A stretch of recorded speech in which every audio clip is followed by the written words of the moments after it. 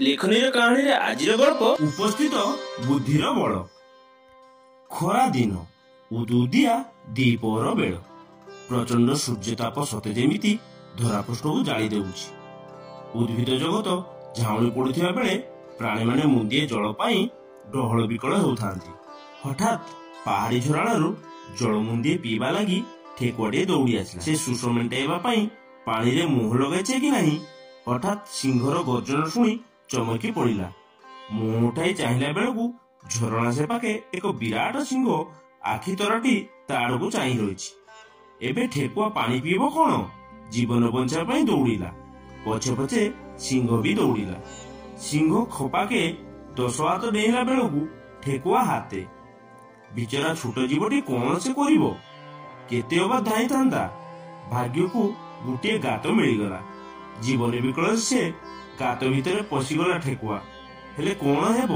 ବିପଦ କଣ ତାର ପିଛା ଛାଡୁଛି ଯେ ସେ ରକ୍ଷା ପାଇଯିବ? ଗାତ ଭିତରେ ପଶୁ ପଶୁ ଠେକୁଆ ଦେଖିଲା ତା ଭିତରେ ବିଲୁଆଟିଏ ଅଛି। ଠେକୁଆକୁ ଦେଖି ବିଲୁଆ ଭାରି ଖୁସି ହୋଇଗଲା। ଭାବିଲା, ବାଃ, ଭାରି ମଜା ହେବ। ଯେତେବେଳେ ଘର ଭିତରେ ଏକ ସୁଆଦିଆ ଶିକାରୀଟିଏ ପଶିଗଲାଣି, ଏଇଟାକୁ ଖାଇ ଆରାମରେ ଶୋଇଯିବି। ଆଉ ବାହାରେ ଶିକାର ଖୋଜିବି କାହିଁକି? ଏଣେ ବିଲୁଆକୁ ଦେଖି ଠେକୁଆ ଭୟରେ ଥରୁଥାଏ। ସେ ବିଲୁଆ କବଳରୁ ରକ୍ଷା ପାଇବ କିପରି? ମନେ ମନେ ଭାବୁଥାଏ। ଭିତର ବିଲୁଆ, ଗାତ ମୁହଁରେ ସିଂହ, କଣ କରିବ ସେ? ଠେକୁଆ ମୁଣ୍ଡକୁ ହଠାତ୍ ଏକ ବୁଦ୍ଧି ଜୁଟିଲା। ମନରେ ସାହସ ବାନ୍ଧି ବିଲୁଆକୁ ଦଣ୍ଡବତ କରି କହିଲା, ଯାହା ହେଉ, ବହୁତ ବାଟ ବୁଲି ବୁଲି ଆପଣଙ୍କୁ ଖୋଜି ନ ପାଇ ନିରାଶ ହୋଇ ପଡିଥିଲି। ଆପଣଙ୍କ ଘର ମୁଁ ଜାଣିନଥିଲି। ହଠାତ୍ ଏହା ଭିତରେ ପଶିବାରୁ ହିଁ ଆପଣଙ୍କ ସାକ୍ଷାତ ପାଇଗଲି। ଗୋଟିଏ ବଡ କାମ ଆପଣଙ୍କର ହୋଇଗଲା ବୋଲି ଜାଣ।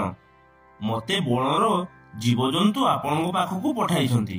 ଠେକୁଆର କଅଁଳିଆ କଥାରେ ବିଲୁଆର ଛାତି କଣ୍ଡେମୁଟ ହୋଇଗଲା। ଭାବିଲା, ଠେକୁଆ ନିଶ୍ଚୟ ମୋ ଲାଭ ପାଇଁ ବୋଧେ ଆସିଛି, ନହେଲେ ସେ କାହିଁକି ମୋ ଗାତରେ ପଶିଥାନ୍ତା।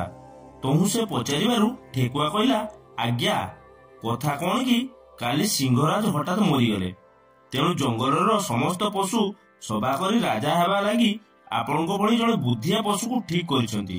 ଏବେ ଠେକୁଆର ଖୁସାମଦିଆ କଥା ଓ ରାଜା ହେବାର ଲୋଭ ବିଲୁଆକୁ ସତେ ଯେମିତି ପାଗଳ କରିଦେଲା। ଏଥର ଠେକୁଆ ସମ୍ମାନ ସହିତ କହିଲା, ହଜୁର, ଏବେ ଆପଣ ବାହାରନ୍ତୁ ଯିବା। ତହୁଁ ବିଲୁଆ ଚାଲିଲା ଆଗେ ଆଗେ, ଆଉ ପଛେ ପଛେ ଠେକୁଆ। ତେଣେ ଗାତ ମୁହଁରେ ସିଂହ ଠେକୁଆକୁ ଜଗି ବସିଥିବା କଥା ବିଲୁଆ ଜାଣିନଥିଲା। ତେଣୁ ବିଲୁଆ ବୀର ଦର୍ପରେ ଗାତ ଭିତରୁ ବାହାରି ଆସିଲା। ହେଲେ ଗାତରୁ ବାହାରୁ ବାହାରୁ ସିଂହ ବିଲୁଆ ଉପରେ ମାଡ଼ି ବସି ତାର ତଣ୍ଟିକୁ ଦାନ୍ତରେ କାମୁଡି ଜଙ୍ଗଲ ଭିତରକୁ ନେଇ ଖାଇଗଲା। ନିଜ ଉପସ୍ଥିତ ବୁଦ୍ଧି ବଳରେ ଠେକୁଆ ଦୁଇଟା ବଳବାନ ଶତ୍ରୁଠାରୁ ରକ୍ଷା ପାଇପାରିଲା। ଦର୍ଶକ ବନ୍ଧୁ, କାହାଣୀ ଶୁଣିବାକୁ କାହାକୁ ବା ଭଲ ନ ଲାଗେ? ବ୍ୟସ୍ତବହୁଳ ଜୀବନରେ ସମସ୍ତେ ଏବେ ଫୋନର ବ୍ୟବହାର ଅଧିକ କରୁଛନ୍ତି। ଆଉ ସେ ଜେଜେମା କାହାଣୀ ଶୁଣିବାକୁ ମିଳୁନାହିଁ।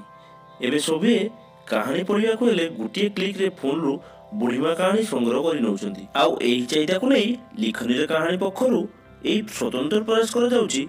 ଏଣିକି ପ୍ରତିଦିନ ଏକ କୁନି କାହାଣୀକୁ ଆମେ ସ୍ଥାନ ଦେବାକୁ ଯାଉଛୁ।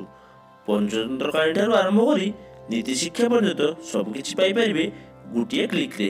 ଯଦି କୌଣସି ଉଚ୍ଚାରଣରେ ଭୁଲ ଥାଏ ତାହେଲେ ମତେ କ୍ଷମା କରିଦେବେ। ଲେଖନୀରେ କାହାଣୀ ଗଳ୍ପଟି ଆପଣମାନଙ୍କୁ ଭଲ ଲାଗିଥିଲେ ଭିଡ଼ିଓଟିକୁ ଲାଇକ୍ କରିଦିଅନ୍ତୁ, ସେୟାର କରିଦିଅନ୍ତୁ ଏବଂ ଗଳ୍ପଟି ଭଲ ଲାଗିଥିଲେ କିମ୍ବା ଖରାପ ଲାଗିଥିଲେ ଆପଣମାନେ କମେଣ୍ଟ ଦ୍ୱାରା ଆମକୁ ଜଣାନ୍ତୁ। ଆପଣମାନଙ୍କର କମେଣ୍ଟ ଆମ ପାଇଁ ବହୁତ ଗୁରୁତ୍ୱପୂର୍ଣ୍ଣ। ଦର୍ଶକ ବନ୍ଧୁ, ଏମିତି ଭଲ ଭଲ ଗଳ୍ପ ଶୁଣିବାକୁ ଚାହୁଁଥିଲେ ଚ୍ୟାନେଲଟିକୁ ସବସ୍କ୍ରାଇବ କରିଦିଅନ୍ତୁ ଏବଂ ପାଖରେ ଥିବା ବେଲ୍ ଆଇକନଟିକୁ ଦବାଇ ଦିଅନ୍ତୁ, ଯାହାଫଳରେ ଭିଡ଼ିଓର ପ୍ରଥମ ନୋଟିଫିକେସନ ଆପଣ ପାଇପାରିବେ। ଦର୍ଶକ ବନ୍ଧୁ, ପୁଣି ଆଉ ଥରେ ଦେଖା ହେବ ଲେଖନୀର କାହାଣୀରେ ଆଉ ଗୋଟେ ଅଧ୍ୟାୟରେ। ସେ ପର୍ଯ୍ୟନ୍ତ ରହୁଛି, ନମସ୍କାର।